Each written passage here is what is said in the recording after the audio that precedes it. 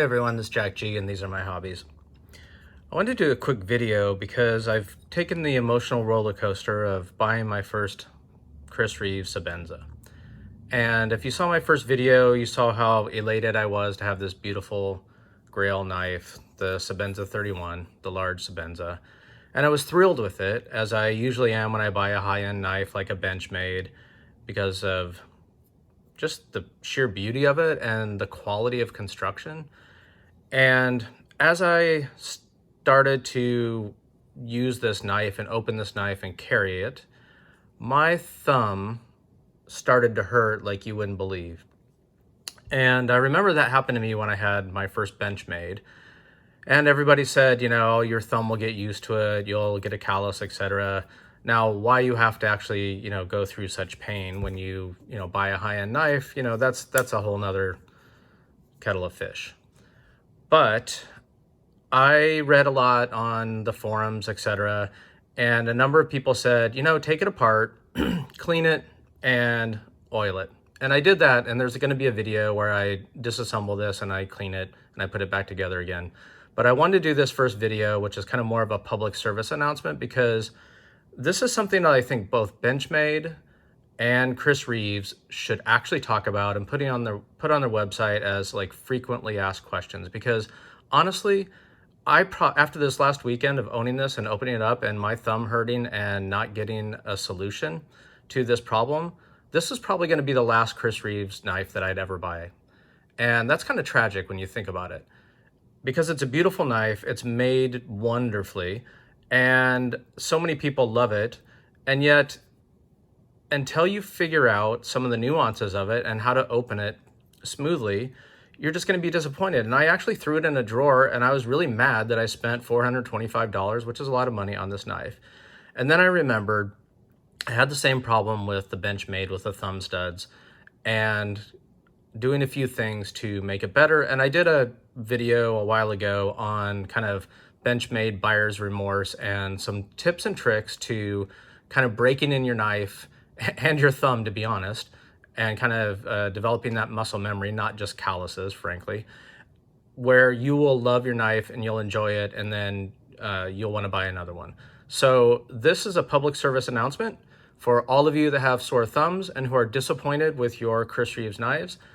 And I'm going to give you the tips and tricks that I discovered, and now I am super happy. So let's go through it. So I wanted to first show this. These are all the pieces, parts when you take the knife apart. And I'm going to speak to a few of these, and I drew some diagrams. Don't laugh at me. I am not the person you want on your team with Pictionary. So just throwing that out there.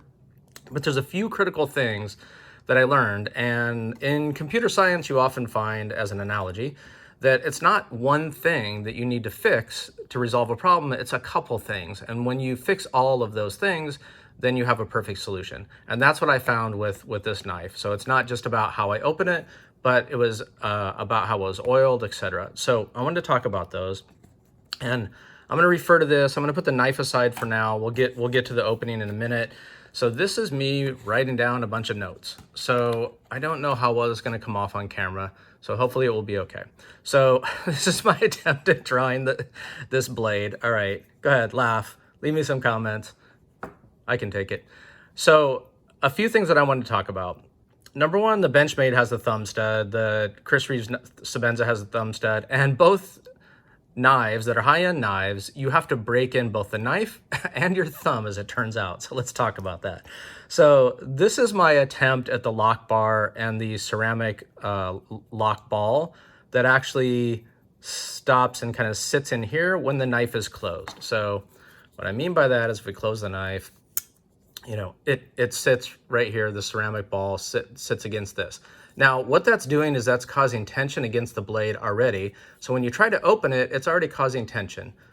And this bar is pushing against the blade. So you're going to get resistance when you're trying to open it already. So one of the first things, just real quick, is that a lot of people say, whatever you do, don't push against this bar and add more tension. And that is true, but we'll get to why that's not as big of a problem, in my opinion.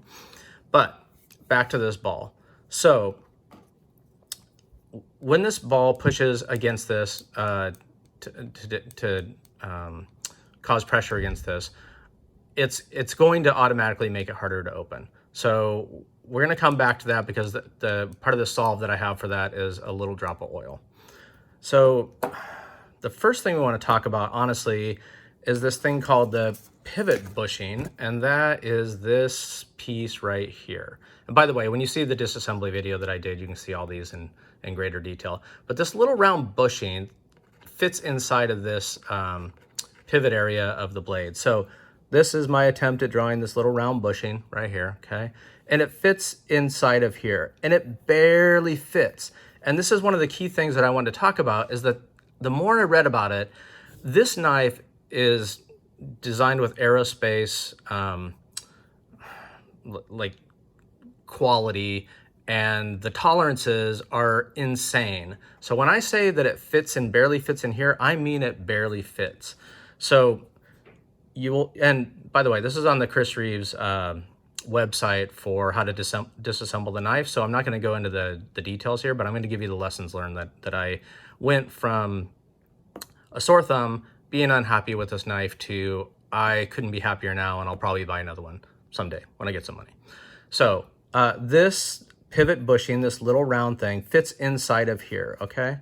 And then there is this, what is that called? It's called a body pin, and this is my attempt at drawing the body pin here.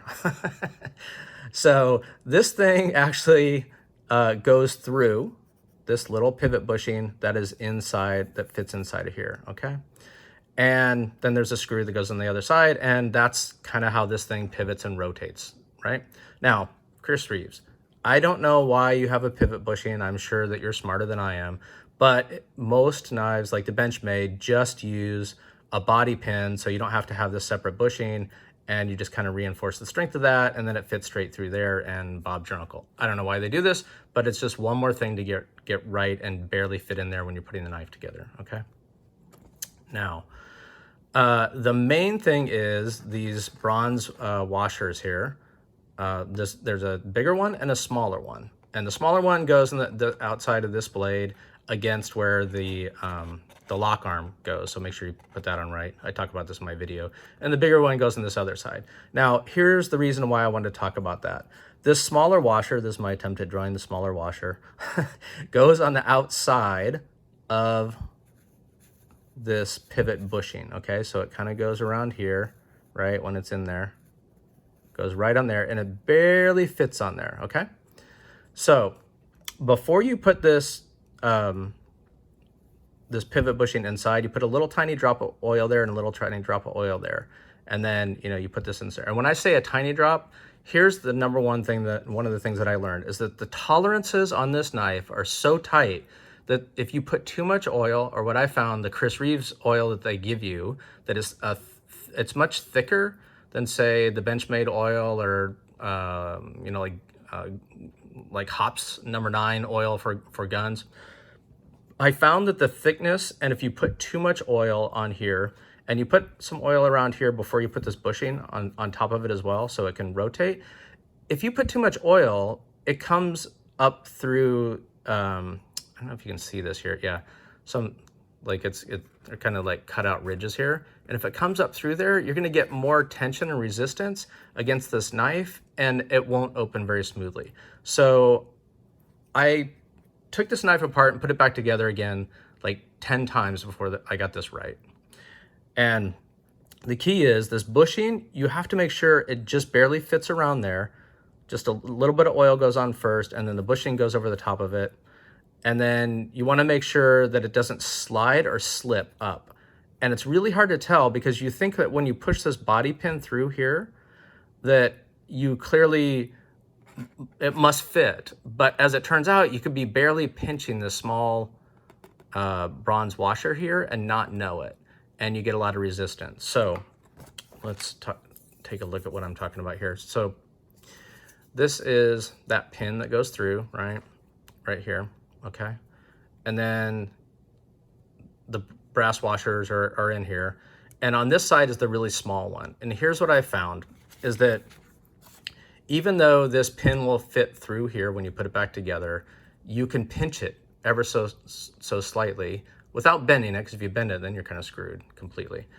But you want to make sure that this back washer, or the small one on here, fits perfectly. The bigger one outside here, or inside here, but on this side, is much easier to get aligned. And what I found was if you reduce the tension on this, not very much, because in the Chris Reeves video, they say tighten these two down and then put in the blade. But I found that if you loosen this up a little bit, then when you're putting in the knife and you relieve some tension on this, right? And you slide it in about this angle, right? You slide it in here, right? And you want to hold the back of it and make sure that small bushing aligns perfectly. And then when you slide this thing through, you get a nice, smooth, even seat in there. And then tighten this down and then tighten this down, but don't let it slide around too much, okay? So the other thing that I found is I got a little bit of oil on this screw, and after use for a while with the threads, just because you had it on your hand, the screw came out. And that's another thing that I read that people have problems with, is the screw coming out, okay?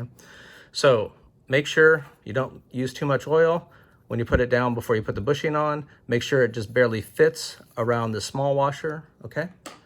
And don't use too much oil. I used a different oil that wasn't as thick as the Chris Reeves oil. So what do I say? Don't pinch the washer here. So the tolerances we talked about, don't bend the washer, don't pinch the washer when you put in the bobby pin, relieve some of the tension bar on the lock bar that we talked about. I put a drop of oil on the ceramic ball here, just a tiniest drop, so that it opens a little bit more smoothly until it gets broken in. Okay, so that was another trick that I learned. And so why don't they talk about these types of things? I think it's because when I was at Microsoft, we never talked about the negative things like bugs, etc.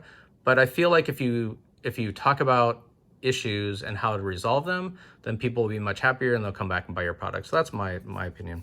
So, all right, let's talk about how you open the knife. Now this is the critical thing, and this took me forever to figure out.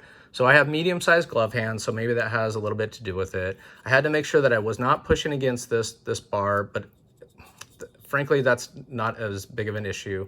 But what I found was, here's the key. I read all about this, and everybody talks about this differently, is that when you open this, you want your thumb to kind of be down here. You don't want to push down. You don't want to be pushing down on this. It's going to hurt your thumb if you push down on it anyway. You want to kind of get a little bit behind it at about this angle. Not this angle, not exactly this angle, but about like that, okay? And what I found was, if your fingers are like this, it's really hard to push out and over, because you kind of want to push out and over, and you're going to get like a little bit of a C, but you want to kind of go perpendicular. You want to go this way, right? First, and then kind of arc, okay? And to do that, here's what I found works for me, is that I take this finger and I put it right here in the front of this, okay? And so I get a little leverage, so this is pushing against this into my hand. So it's pretty firm. So now when I push with my thumb, I'm getting the resistance that I need, and it's way smoother to open. So the critical piece, now if I try that, honestly, with my finger here, now even if I'm not pushing this lock bar, okay? So no fingers in the lock bar, right? But I'm gonna put this exactly where this was, but not put my finger up here and try it. It's really hard. And then I can't reach. I have to slide my hand up to get that arc, okay? So kind of like, if you ever gone shooting and they say, get up towards, get up on the gun a little, on the front of it. Same kind of thing I feel like on this knife. Get your finger up here. You don't want it obviously in the path, but right here I found, right? And then your fingers down here can go anywhere. You can even be pushing against the lock bar. Frankly, it doesn't matter that much. And then you get the leverage to push out this way, and then kind of like this circular C rotation, okay? And you want to get like down here, okay? You don't want to get up on the top, and you don't want to get behind it. So put your finger here, and then here, you just kind of arc up, and boom. And frankly, when you get that right, you can, sorry, I tried to do that with a camera. I didn't want to knock the camera, but you can even flick the knife like a Benchmade. I'm going to do this a little bit off camera because I don't want to hit the camera. Ready? Boom. Okay? So you can actually flick it. This is a hardened lock bar. I wouldn't worry about like flicking it.